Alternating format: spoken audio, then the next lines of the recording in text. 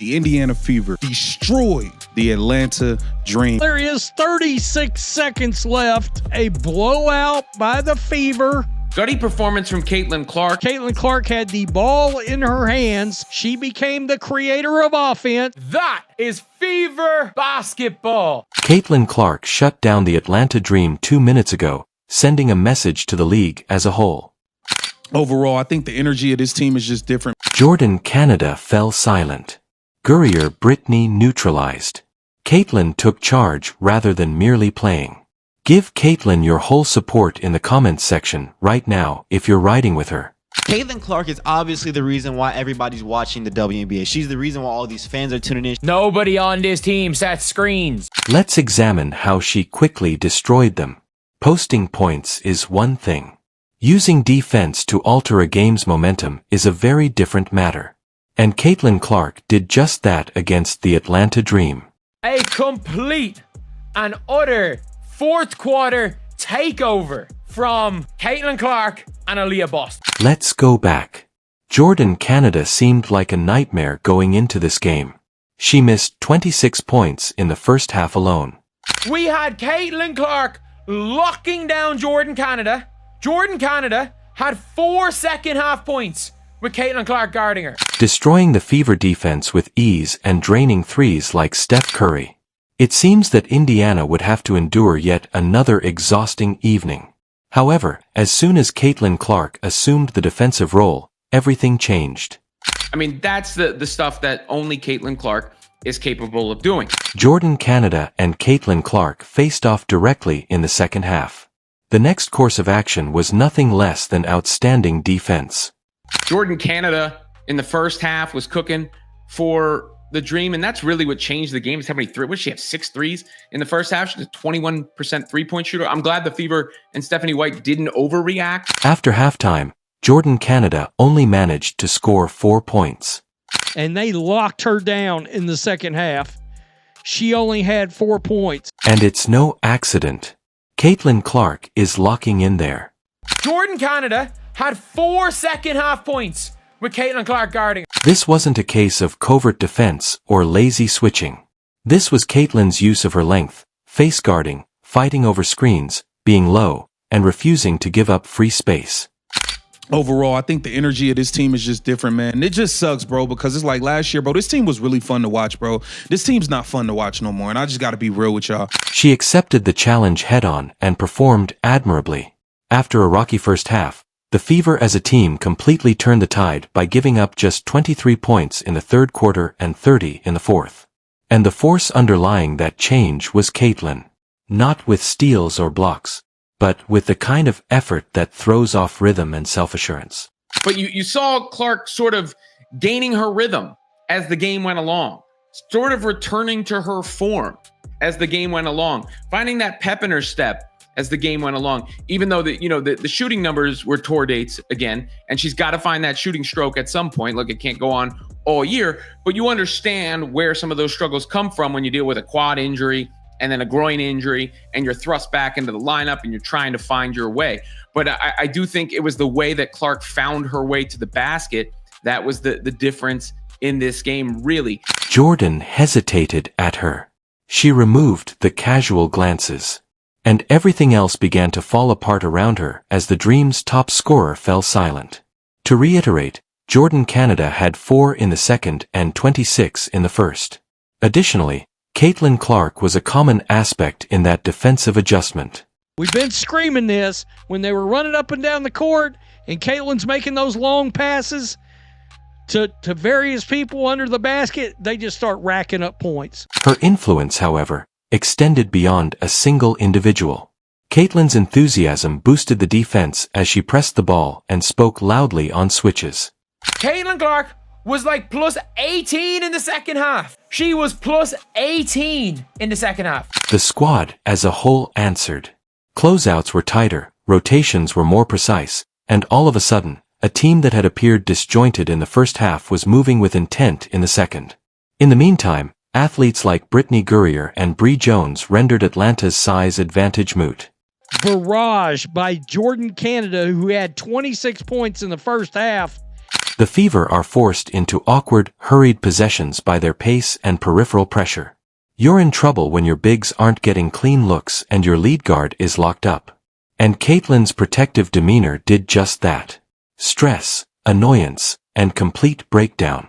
Her work was evident on the scoreboard, where it counts, even though it wasn't represented by eye-catching steal numbers. The game changed from a struggle to a thumping defeat as Indiana outscored Atlanta 59-36 in the second half. That goes beyond just defense. Leadership is that. It shows that Caitlin Clark is controlling the game without attempting a single three-point shot. Don't wait till it get late in the game to get the ball to Caitlin. No, you need to start the game off like that. You need to start the game off giving Caitlin the ball so she can find rhythm, look for the open players, and get it going, bro. But however, as the box score indicates, Caitlin Clark finished with 9 assists and 12 points. He won the game. Caitlin, 12 points, 9 assists. Caitlin was -9 at the half, so she was plus 21 in the second. It's far more explosive in its entirety. There was more to Caitlin's offensive strategy than just numbers. It was about raising everyone around her, generating mayhem for the Dream, and managing the tempo. First, let's talk about her choice. She didn't just stand at the top of the key and execute moves in this game. Caitlin Clark planned.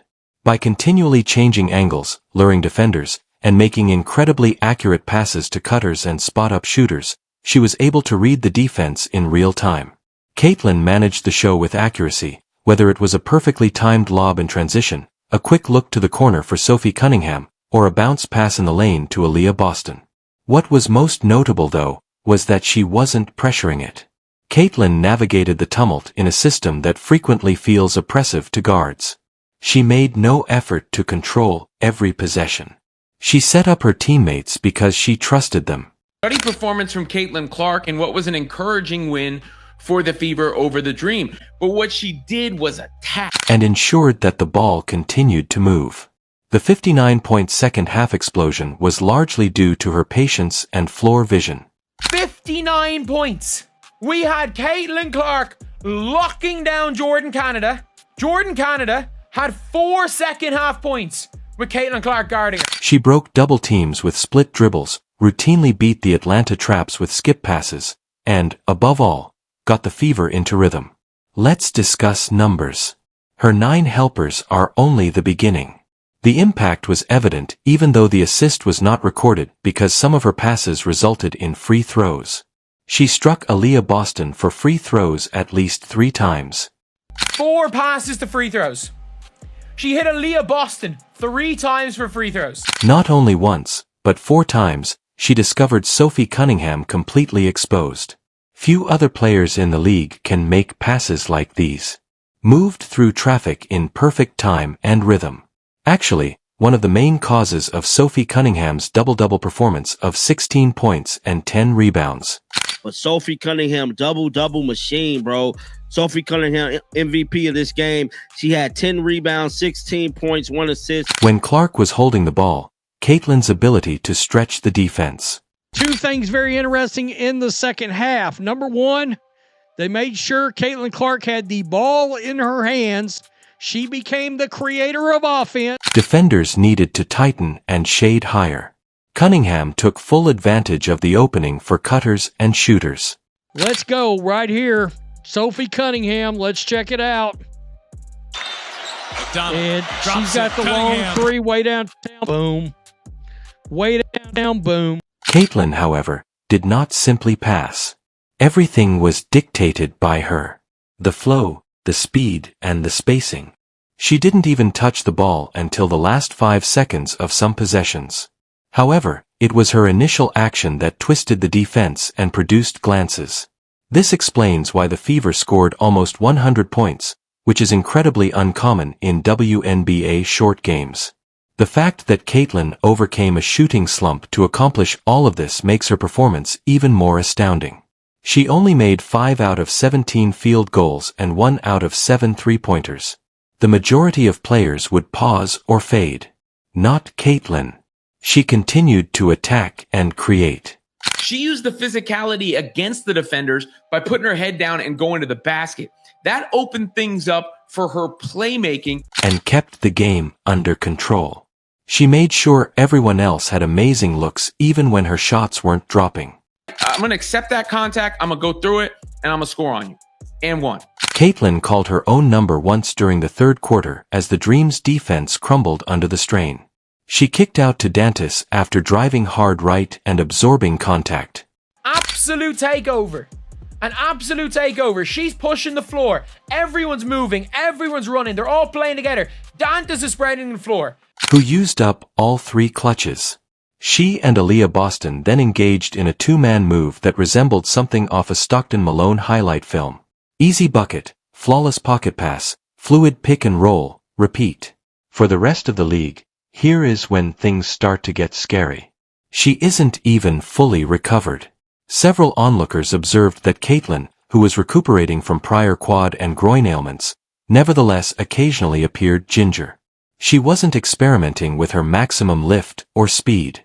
Despite this, she continued to be the most influential player on the court due to her intelligence as well as her skill set.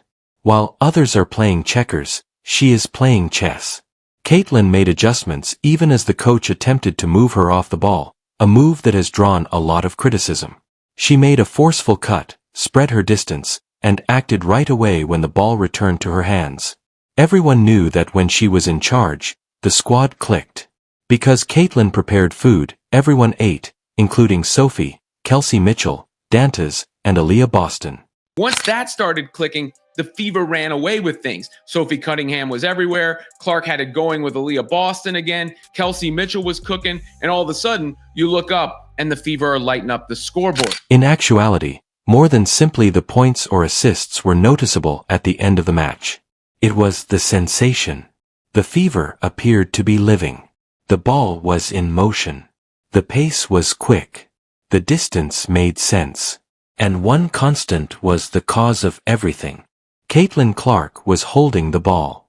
The Caitlin effect is that she can dominate without 30 points. Highlight reels are not necessary for her to make her argument. All she needs is the ball and a coach who will allow her take the lead. You then obtain the precise details of what transpired in the dream. Destroyed in a matter of seconds. That's where I think the frustration comes into play. But, it was a good Atlanta team that they beat. And I think the most encouraging signs were Clark just starting to attack. The Atlanta Dream had size, experience, and momentum going into this matchup. They had every reason to think they would dominate in the paint, spread the fever, and win because they possessed Brittney Griner, Brianna Jones, and the fiery Jordan Canada. However, the exact opposite happened. A total breakdown driven by Caitlin Clark's unwavering drive, astute basketball acumen, and capacity to disarm rival stars. First up is Brittney Griner. This duel was expected to be dominated by the 6 feet 9 inches former All-Star. Rather, she was removed from the story. She essentially provided them nothing. Despite her size advantage, she was characterized by several observers as a non-factor. Why? Because the game was accelerated by Indiana. And Caitlin Clark was at the heart of that tornado. Atlanta's defense was perpetually under threat whenever Caitlin had the ball. She used her court vision to move defenders out of position. Caitlin Clark is buying into what the coach is saying about playing off the ball and mixing up the looks.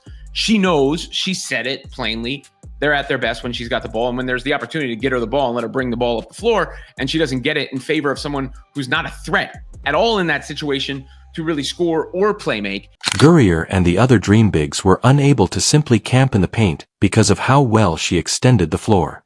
Above all, they were out of sync and were continuously responding, closing out, and recovering. Caitlin refrained from making a direct attack on Griner. She was not required to. She rendered Griner inconsequential by using pace and deception. Here's how. Every opportunity she had, Clark increased the tempo. She rushed into transition after demanding the outlet off defensive rebounds. A typical center like Griner is unable to get set defensively as a result. She was flawless at pick and roll with Aaliyah Boston. Griner had to rotate and switch. She occasionally appeared sluggish, disengaged, and uncertain about whether to hedge, drop, or switch. Caitlin kept her guessing, which is why. Caitlin punished Gurrier with skip passes to Sophie Cunningham and Dantas, who both made important threes that made the dream pay for sagging, as she attempted to stay in the paint and assist on drives. Dantas, Aaliyah Boston, and Sophie Cunningham, who literally said, we need to play like with Caitlin. The way Caitlin plays, we need to adjust to Caitlin. You may destroy a star in this way without even scoring on her. And Gurrier wasn't the only one. The strain caused the entire Atlanta front court to melt. Bad trouble for Brianna Jones. She lay on rotations, went into continuous recovery mode, and finally fouled out. The huge Dreams were unable to halt the hemorrhage. During the first half, they appeared calm. However, their defense collapsed as Caitlin took over in the third and fourth quarters. The Fever had scored 99 points against them at the end of the game, with 30 of those points coming in the fourth quarter alone. Here's what makes it even more amazing though. Despite being questioned, Caitlin Clark accomplished all of this. People frequently inquire, where is the score? Why doesn't she drop 30? They fail to notice what's actually taking place. In real time, Caitlin Clark is changing the game. Her presence distorts defenders, thus she doesn't need to dominate with points.